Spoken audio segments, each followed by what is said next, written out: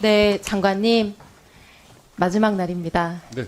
국정감사 첫날 제가 이런 내용의 질의를 했었습니다. 양평고속도로 종점이 2번 변경됐는데 두 번째 변경할 때 원래 IC에 붙이기로 했던 종점을 대통령 처가 땅 쪽으로 옮겼다.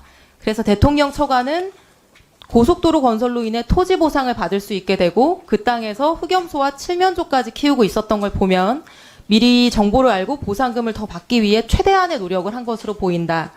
이랬고요. 장관님께서는 보상금 큰 돈도 아닐 텐데 설마 그 보상금 받으려고 종점에 손댔을지 의문이다. 이렇게 답을 하셨고 슬라이드. 같은 날 여당 의원님 질의에 답하시면서는 정확한 것은 아니지만 현재의 노선을 기준으로 하면 처가 땅과 고속도로가 아주 근소하게 안 겹치는 것으로 확인했다. 그래서 당연히 보상 대상도 아니다. 이렇게 답변을 하셨습니다. 네, 의원님 질의 이후에 질의하셨을 때는 제가 이 내용을 충분히 정확하게 인지를 못했었고요. 질의 이후에 확인을 하니까 아마 따로 설명드렸을 것 같은데 이런 내용입니다. 예. 제가 지금부터 첫 번째 대안 노선으로 추진될 경우에 처가 땅이 보상 대상이 된다는 거. 두 번째 대통령의 처갓집 식구분들이 크던 작던 토지 보상금에는 늘 진심이신 분들이기 때문에 이번에도 그랬을 거라는 점, 이 두 가지를 증명해 보이겠습니다. 자, 첫 번째 보상 대상이 맞는가? 국토부가 의원실로 세부 노선 자료를 제출하셨고요. 슬라이드. 근데 감사하게도 이 제출받은 노선도를 보니까 확실하게 보상 대상이 된다는 확신을 제가 가질 수 있게 됐습니다. 화면의 보라색 부분이 처가 땅이고요. 산비탈이라 매매 자체가 어려운 땅입니다. 빨간색 두 줄로 표시된 선이 대안 노선인데요. 국토부가 이제 저 그림을 가져와서 처가 땅과 미세하게 비껴간다 이렇게 설명을 했습니다. 다음 슬라이드. 더 정확하게 볼 수 있도록 제출받은 노선도를 그대로 위성지도에 옮겼습니다. 좌표를 정확하게 유지하면서 대입했고요. 자, 빨간색 대안 노선이 하얀색 선과 교차하는 것이 보이실까요? 하얀색과 빨간색이 교차하는 부분 보이시죠? 네. 이 하얀색 선은 대통령 처가 땅을 위해 만들어져 있었던 기존의 진출입 도로입니다. 이 도로가 없으면 이 땅은 완전히 맹지가 되고요. 다음 슬라이드. 실제 사진으로 보여드리면은 저 빨간색 부분이 종점으로 연결되는 거고요. 당연히 바로 밑에 있는 작은 도로는 폐쇄되겠죠. 제가 국토부 실무진과 도로공사 실무진에 확인했을 때도 대안노선 신설되면 이 진출입로는 폐쇄될 것이다. 이런 답변을 받았습니다. 장관님, 이렇게 되면 다음에는 어떤 일이 발생하나요?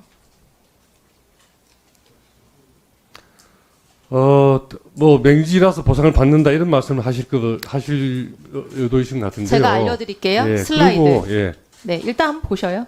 토지보상법 74조. 일부가 수용됨으로 인해 종래의 목적으로 사용하는 것이 곤란해진 토지는 소유자가 매수 청구할 수 있다. 시행령 39조 1항 3호. 공익사업 시행으로 교통이 두절되어 사용이나 경작이 불가능해지면 매수 청구할 수 있다. 이렇게 되어 있고요. 이 도로 없어지면 맹지가 되는 처가 땅은 당연히 토지 수용을 청구할 수 있게 됩니다.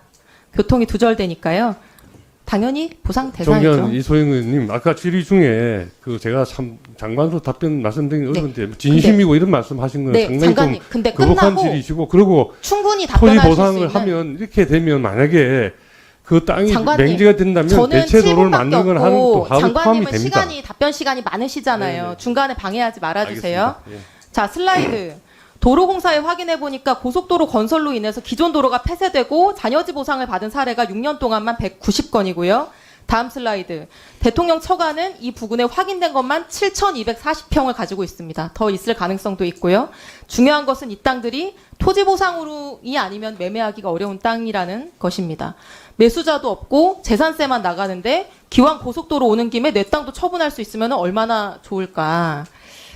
그래서 보상을 노리고 종점을 여기로 붙였다는 거에 증거는 지난번에 보여드린 흑염소와 칠면조인데요. 다음 슬라이드. 이번에 가보니까 여기서 양봉도 하고 있었습니다. 사진에 보이는 게 양봉통이고요. 흑염소, 칠면조, 꿀벌 이 세 가지 동물의 공통점이 뭔지 아십니까? 셋 다 토지보상법 시행규칙 별표 3에 보상 대상으로 규정되어 있는 것들이라는 것입니다.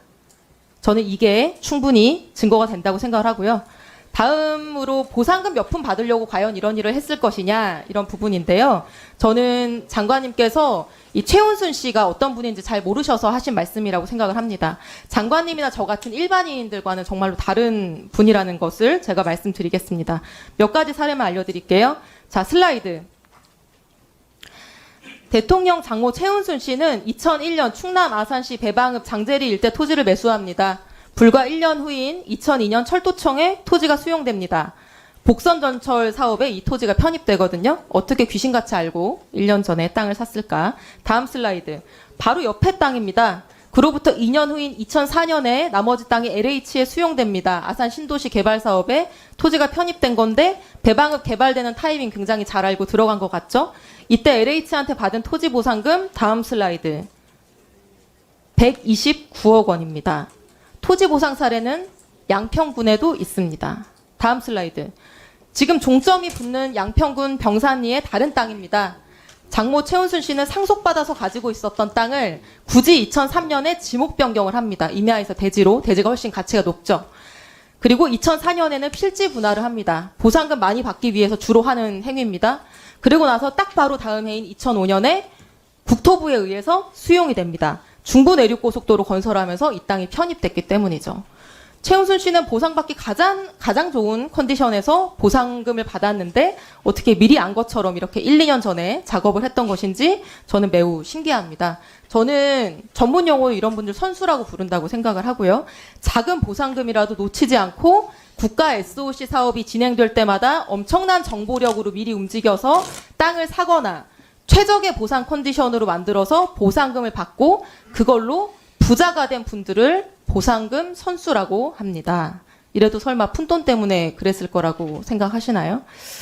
예, 장관님 아직 30초 예, 남았는데 장모 최은순 씨는 과거에 국세청이 발표한 부동산 투기자 명단에도 이름을 올린 적이 있는 분이고 제가 앞서서 말씀드린 내용은 LH 도로공사 철도공단에 확인하시면 바로 알 수 있는 팩트입니다.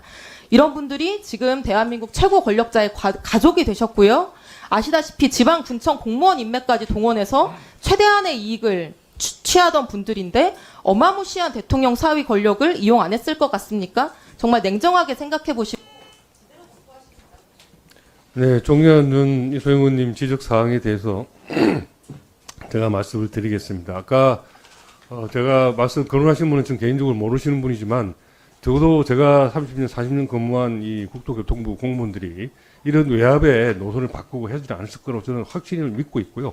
만약 그런 일이 있었으면 지난해 전국을 떠들썩게 했던 양평 사건, 길 가는 애도 다른 양평에 뜨거울 때 누군가가 나와서 뭘 이야기를 했을 텐데 그런 기록이 없지 않습니까? 다만 우리 총장 이소영 의원님께서는 하실 수 있는 상상력 또는 추론을 하시는 것일 뿐이지 객관적인 증거가 없다. 그리고 이거는 우리 수수히 누누이 발생했지만 우리가 도로공사를 할 때 설계하는 업체가 대안 노선을 찾도록 우리가 정해져 있는 이 과업지서에 이미 교과서처럼 들어가 있습니다. 그리고 예타 제도가 29년인가 09년인가 생겼는데 그 예타 제도 이후에 총 24건의 사업에 대해서 노선 재검토가 설계 과정이 이루어져 가지고 그중에 무려 24건 중에 14건이 노선이 변경이 됐고요.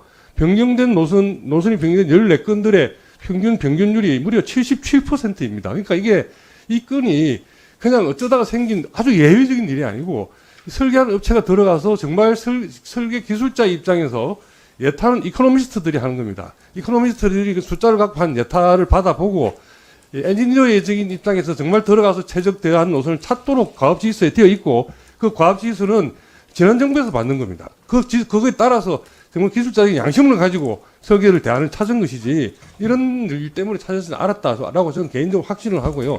아까 말씀하신 맹지 문제는 저도 85년에 건설부 입사해서부터 보상 법도 만들고 실무도 담당해 봤는데 이런 것 같으면 교각을 채워서 들어가든지 그렇지 않으면 정말 맹지가 될 것 같으면 진입도를 만들어 주든지 하는 것이 훨씬 보상비보다 싸기 때문에 그렇게 안 하면 담당 공무원이 다칩니다. 그래서 그거는 종년 이소영 의원님께서 지나치게 좀 과다 걱정을 하신 것 같고 이 실무를 아는 행정 공무원 입장에서 보면 그렇게 그 7,000평이나 되는 땅이 이 보상금을 받도록 그렇게 도로 설계를 하지 안 한다.